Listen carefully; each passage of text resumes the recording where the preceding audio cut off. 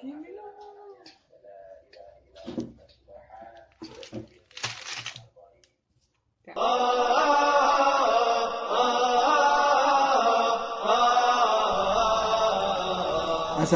warahmatullahi wabarakatuh.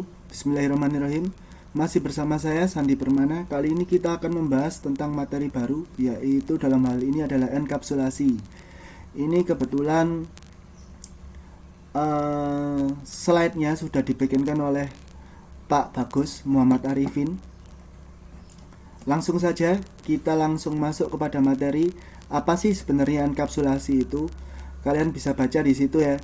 Mungkin sudah pada baca. Intinya adalah ini suatu metode untuk biar bisa memilah-milah mana yang public dan mana yang private dan lain sebagainya. Nah, terus apa sih perbedaannya atau keuntungannya tanpa enkapsulasi ataupun tidak? Nah, itu yang penting. Yang pertama, kita langsung lihat lagi.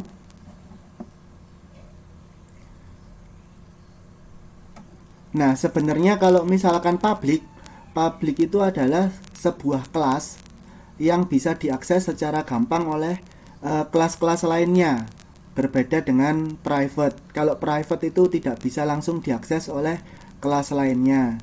Kecuali kalau misalkan dikirimkan dulu ke kelas public. Seperti yang di slide ini ya. Jadi publiknya bisa di luar dari luar kelas. Tapi kalau misalkan private ini tidak bisa langsung.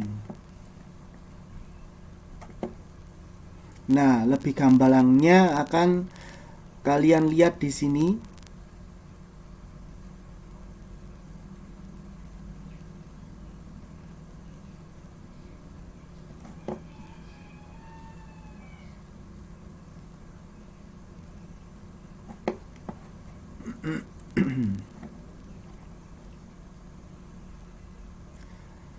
Nah, sebenarnya selain daripada private dan public, masih banyak kelas-kelas model atau modifier yang lain. Yaitu itu bisa dianggap juga protected, bisa dianggap juga no modifier. Nah, yang penting di sini adalah kalian di situ bisa lihat centang-centangnya. Kalau private itu hanya bisa diakses dari kelasnya itu sendiri.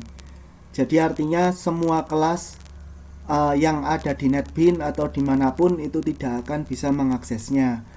Lain hanya jika public. Kalau public ini dia centang semua.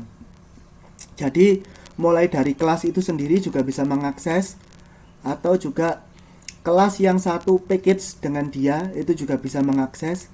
Subkelasnya juga bisa mengakses. Bahkan kelas-kelas yang berada di tempat lain, package lain juga bisa mengakses seperti itu. Nah, kalau protected, dia itu yang bisa mengakses cuman dari package-package-nya aja dan subkelasnya aja. Jadi yang lain, package lain ya, itu tidak bisa mengaksesnya. Kalau no modifier, dia lebih mengerucut sedikit, yaitu hanya bisa diakses oleh yang berada satu paket dengannya. Subkelasnya itu tidak bisa mengaksesnya, apalagi kelas-kelas yang berada di paket lainnya. Kalau private seperti tadi, cuman kelas itu sendiri yang bisa mengaksesnya.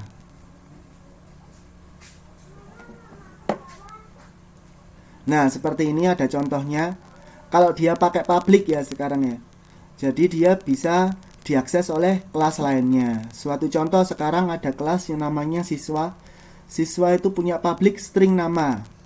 Jadi di kelas main kita bisa mengaksesnya hanya dengan cara yang pertama, yaitu diinisialisasi ini ya namanya.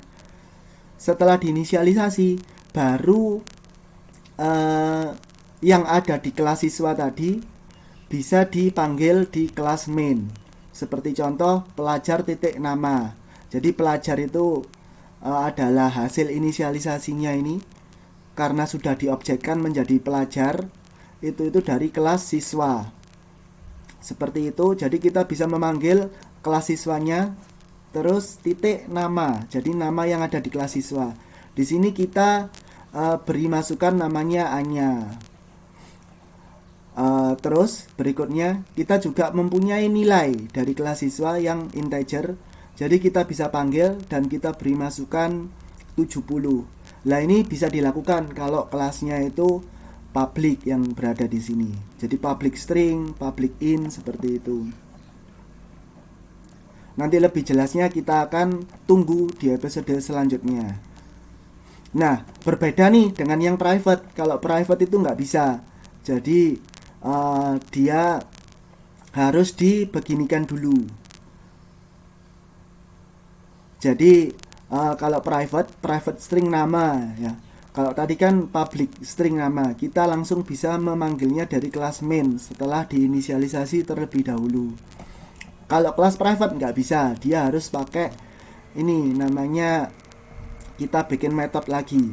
Kita bisa baca di sini, hanya bisa diakses oleh kelas yang memilikinya saja. Berarti metode tersebut tidak boleh diakses atau digunakan kelas-kelas lain seperti tadi ya. Terus habis itu dia bisa diakses dengan satu syarat, yaitu dikasih metode get nama yang hanya diakses oleh metode internal kelas tersebut. Nah, berikutnya bisa diakses. Kan sudah public sekarang seperti itu. Nah, ini ya lebih jelasnya. Nanti tetap bisa diakses. Dengan catatan di bawahnya tadi ada yang kelas get-nya tadi itu.